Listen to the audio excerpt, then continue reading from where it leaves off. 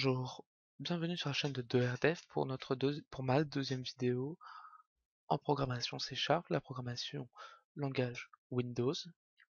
Donc je vais vous montrer aujourd'hui comment programmer en événementiel. Donc la programmation événementielle, qu'est-ce que c'est?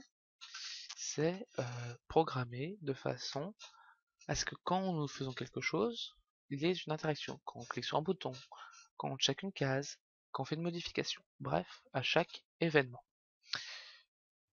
L'objectif là, c'est de créer une petite application de gestion bateau, hein, vraiment très légère pour expliquer un peu tout ça. Et l'objectif, c'est que plus tard, on le fasse évoluer pour vous apprendre la programmation objet. Donc d'abord, on va mettre au point tout ce qui est événementiel, donc toutes les interactions avec le formulaire, et je vous expliquerai par la suite l'objet. Donc ici, nous nous retrouvons sur un formulaire pour gérer les stocks de cochons, de vaches, de maïs et de blé dans une ferme. Donc nous voyons très bien que tout ça, ce sont des labels. Nous retrouvons notre bouton, des radio-boutons et un numérique up-down, c'est-à-dire qu'on peut sélectionner que du chiffre dedans. Je vous montre. Donc le label, on peut rien faire. Le bouton, j'ai rien codé dessus. Et par contre, nous avons les radio-boutons ici, comme ils sont dans le même formulaire, qui se décochent en en cochant.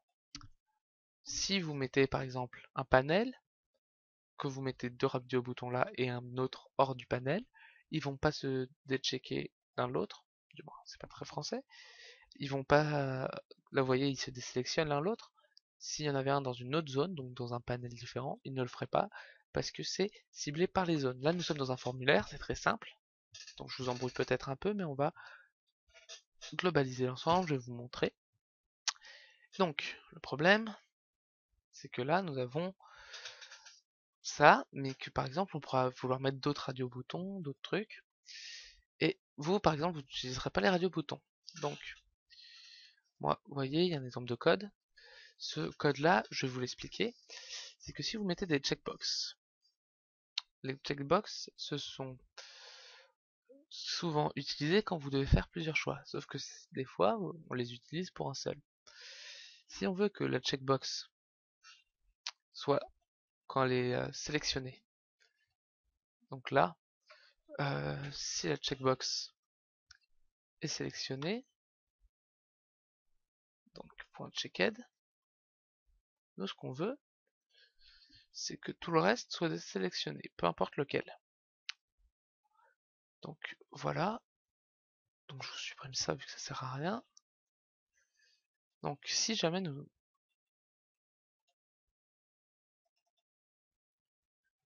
Comme j'ai supprimé, il faut que je supprime là-dedans dans le designer aussi. Ce n'est pas gênant. Donc voilà. Donc, par exemple, j'ai le maïs, je prends la checkbox, ça enlève. Par contre, si on check ailleurs, ça enlève pas parce qu'il n'y a pas de code. Donc voilà. Donc ça, c'est comment désélectionner par le code quelque chose. Donc c'est la fonction .checked sur un bouton. Donc ça c'est très simple, vous en faites ce que vous voulez sur le formulaire.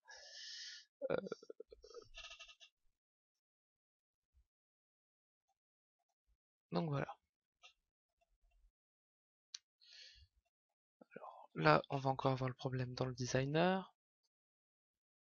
Pas du tout. Bon, tant mieux. Donc voilà. Donc nous, ce que nous voulons, c'est que lorsque l'on clique sur acheter, on rajoute notre quantité pour le produit dit. Donc, nous, ce qu'on veut, c'est qu'il existe quand même quelque chose au chargement du formulaire. Donc, nous sommes dans une classe, donc formulaire.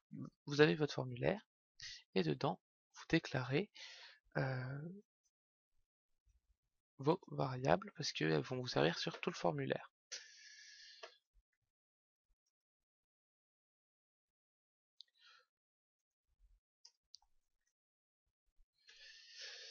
Quand une donnée vous sert sur tout le formulaire, elle peut être traitée à différents endroits, et que par exemple là nous on veut le charger dès le début, et que ça modifie à chaque fois qu'on clique sur le bouton, et ben là on va faire donc, quantité cochon, quantité blé égale 0,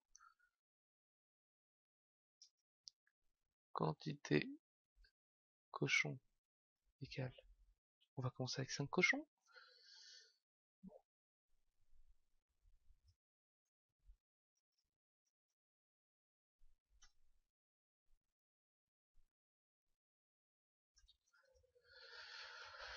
Donc nous voilà.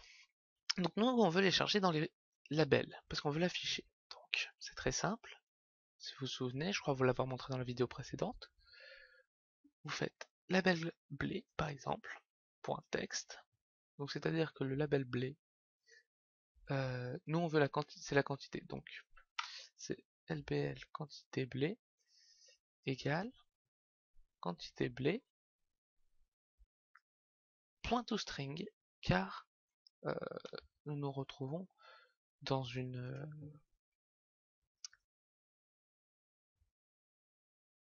alors, autant pour moi, j'ai oublié un argument, donc ce que je vous disais, le label étant instancié autrement, étant considéré comme un objet, il faut lui dire que c'est la variable texte qui vaut ça. J'explique. Nous avons donc ici texte où on écrit quantité. Ce que nous faisons quand nous mettons le label quantité blé point texte, c'est qu'on lui dit, et ben en fait, au lieu d'écrire directement ici, bah c'est le code qui va faire, bah tiens, on va mettre cette valeur. Sachant que c'est une valeur qui change,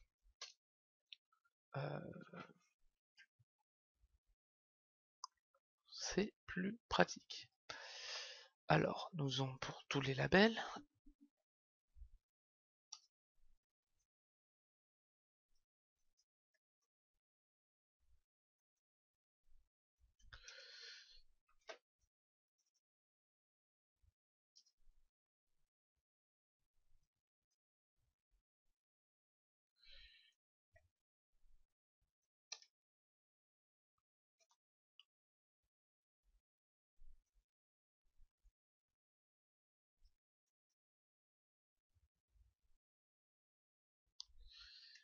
ça, on a donc créé le premier événement, l'événement du chargement de formulaire. Donc nous voyons bien que là ça charge. Bon, là j'ai fait une faute de frappe. J'ai mis comme ça. Vous voyez bien, donc à la place de quantité, j'ai la valeur. Toujours pas de code, toujours rien qui se passe. Vous voyez, donc le numéric updone, c'est juste ça. Bon, bah maintenant, nous ce qu'on veut, c'est que quand on achète, et ben hop.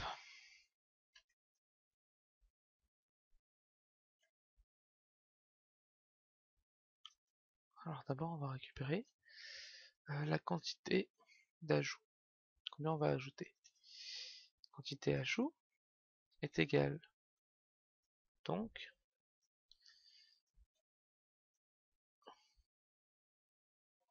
une quantité, donc c'est le nom que j'ai donné à mon numéric updone.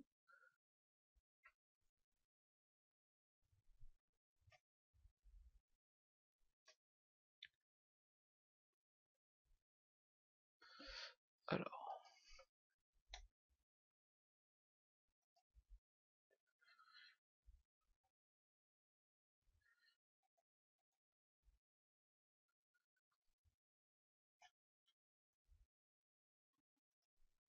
donc voilà. Alors qu'est-ce qui se passe? C'est que le numéric updone, c'est du décimal. Moi j'ai déclaré en float, donc bon, faut le convertir. Donc vous vous souvenez du convert.32 que je vous avais montré, il existe pareil pour le float. Ce que j'ai fait, ça s'appelle caster. Ça veut dire, bah, moi je veux que ce soit du float, on l'oblige. C'est une autre façon de convertir. Donc là, on va récupérer une quantité, bien sûr qu'on saisira juste avec les flèches, qu'on augmentera ou qu'on baissera. Et donc, ici, on va créer une fonction,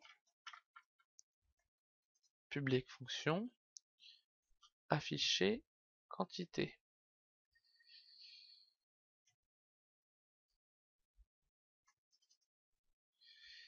Alors, pourquoi j'ai faux? Parce que quand on crée une fonction,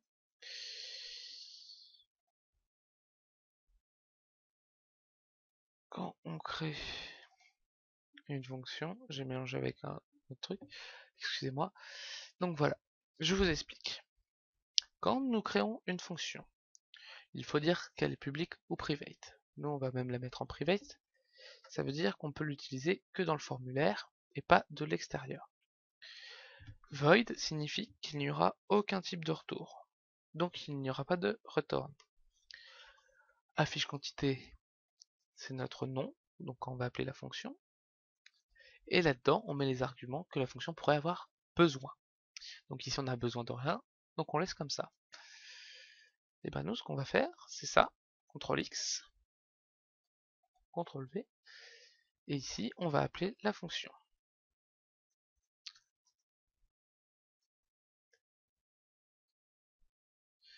Je vous explique le 10. Le 10 va appeler l'objet courant. Donc ici, nous travaillons dans un formulaire, donc en faisant le 10, on va appeler le formulaire. On va dire, moi je veux, dans le formulaire qu'on utilise, la fonction. Donc voilà. Donc à chaque fois qu'on appellera cette fonction, on fera ça. Ces 4 lignes de commande. Ça évite de le recopier à chaque fois. Donc ici, on fait donc quantité maïs égale quantité maïs plus quantité d'ajout. Donc là, c'est-à-dire qu'on ajoute à la quantité de maïs que l'on possède, pardon, vu que du coup j'avais pas mis en int, on ajoute à la quantité de maïs la quantité sélectionnée. Et on fait ça pour les autres. Donc rbblé.checked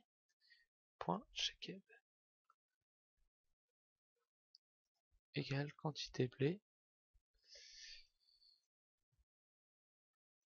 plus quantité d'ajout.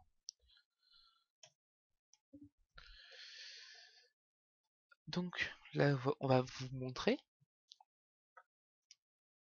Donc j'ai le blé, vous voyez il est à 0. Il n'y a rien qui se passe, pourquoi? Parce que je n'ai pas appelé la fonction. Maintenant, si je fais 10.infichier quantité, que cette fois-ci je pense à mettre la fonction, nous avons bien la modification qui se fait. Et ainsi de suite, et on peut monter très haut. On peut rajouter que par 100 par contre maximum avec un numérique updown. Donc voilà. Ça, c'est de l'événement par rapport à un bouton. Très simple, un événement qu'on peut rappeler à chaque fois. Une fonction qu'on peut appeler à chaque événement. Donc ça, c'est le B à bas. Donc maintenant, je vais vous montrer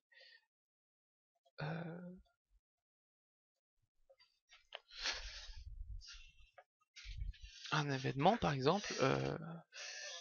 Bon, je les renomme pas pour que ça aille plus vite. Animaux et végétaux. Là, nous, ce qu'on veut, c'est que si tu sélectionnes végétaux, ça, tu peux pas sélectionner animaux. Vous voyez, comme en plus je fais dans le même truc, si je mets un radio bouton, ça désélectionnerait tout. Mais que si tu sélectionnes végétaux, on veut voir que maïs et blé, et si on sélectionne animaux, que cochon et vache.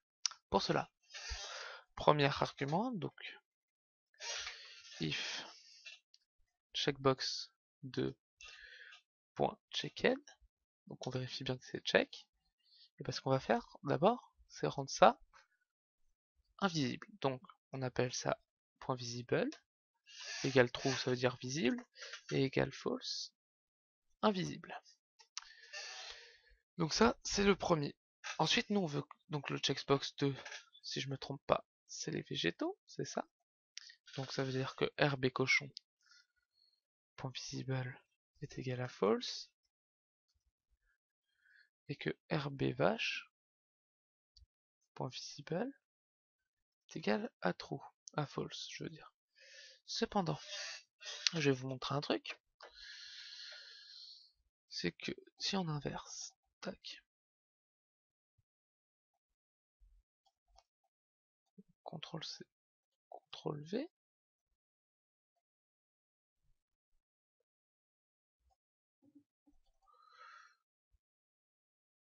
Mince, j'ai fait une erreur. On veut pas le cacher, on veut le désélectionner.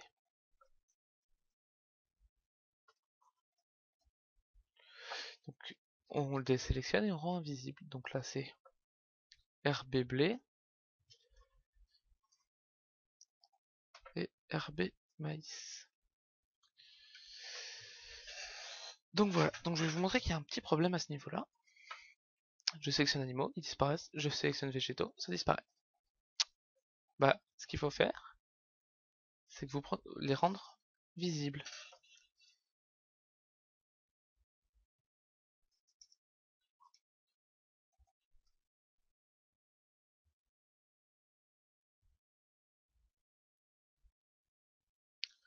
Voilà.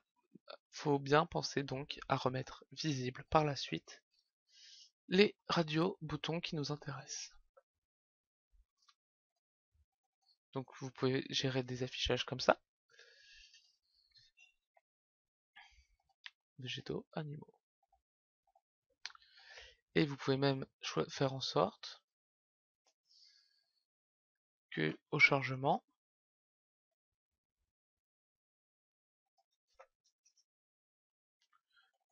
tant que vous n'avez pas sélectionné une catégorie,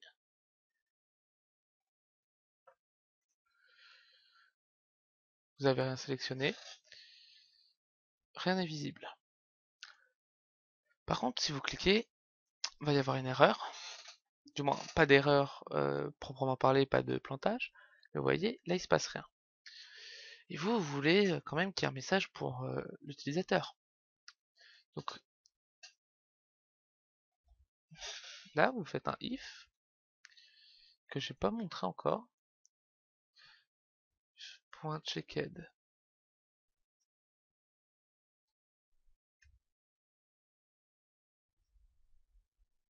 Et alors, je vais vous expliquer rapidement pourquoi je mets un.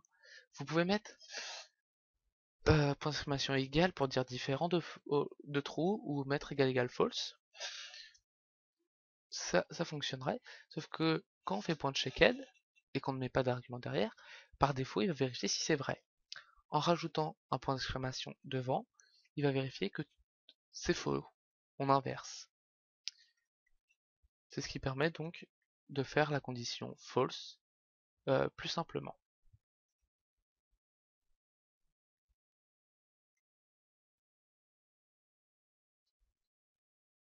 Et donc là, vous faites un message box, point chaud,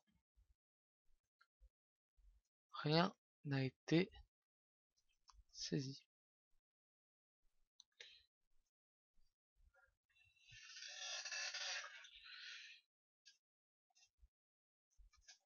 Voilà, vous voyez, rien de saisi, peu importe, même si on affiche, ça vous met un message d'erreur.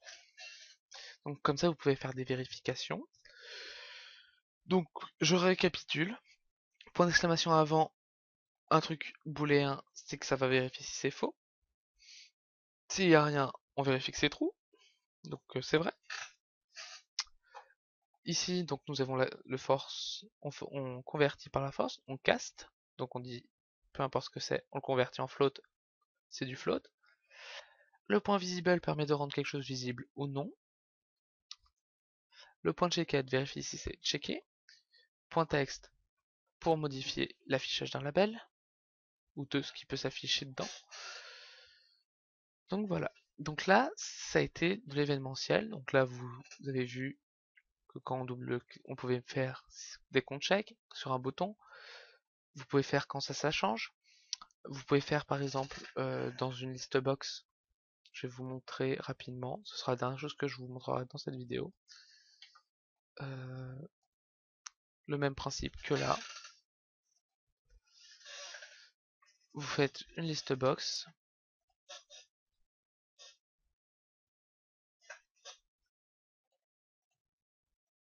Ou une combo box. On va faire ça avec une combo box, ce sera plus simple.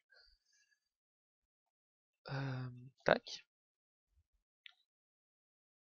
Même principe.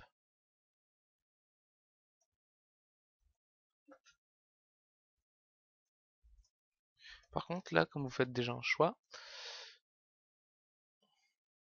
ou pas, vous n'êtes pas obligé, hein. Donc,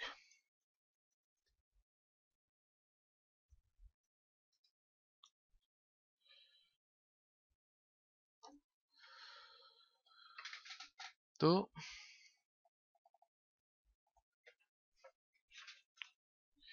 donc combo box point value point select. Alors comme on est dans une liste, c'est point selected item est égal à animaux. Tu fais donc tac.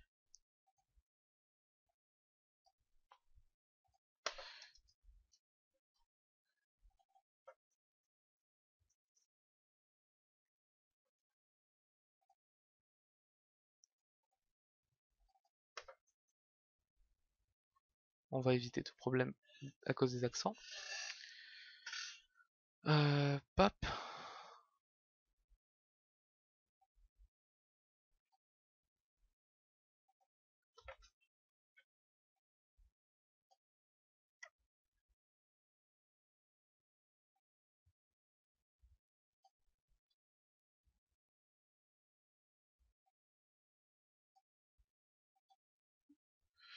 Tac.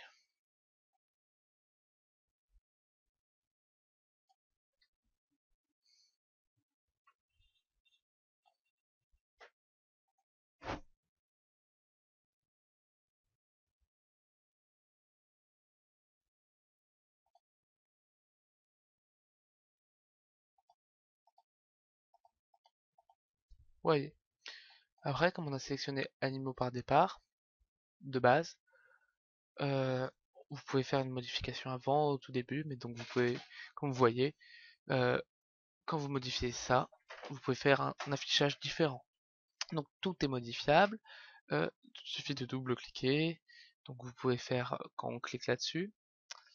Alors, un autre événement que vous pouvez faire, par exemple, quantité, vous cliquez donc sur l'éclair qui est là et vous avez plein de euh, possibilités. Donc nous, vous voyez, quand la souris rentre.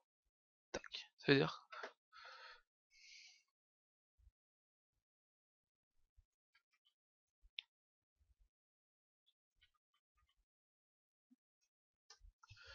alors, quand ça veut dire que quand la souris passe dessus, un message box. Donc vous pouvez faire aussi des événements comme ça. La liste des événements sont dans la liste des éclairs. Donc vous pouvez regarder et vous faites en fonction de ce que vous faites. Il y en a beaucoup trop pour que je vous fasse autre chose. Alors,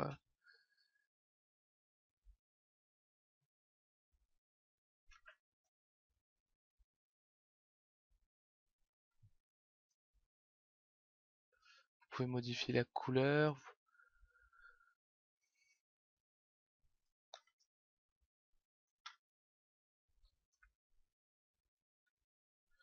Voilà. Par exemple, donc, belle quantité vache. Ça fait souris. Je sais plus si c'est sur lequel que j'ai fait. Donc, quand la belle quantité vache, là ça fait, ça n'a pas voulu. Mais vous pouvez faire en sorte des interactions à chaque fois. Donc grossir une image, réduire.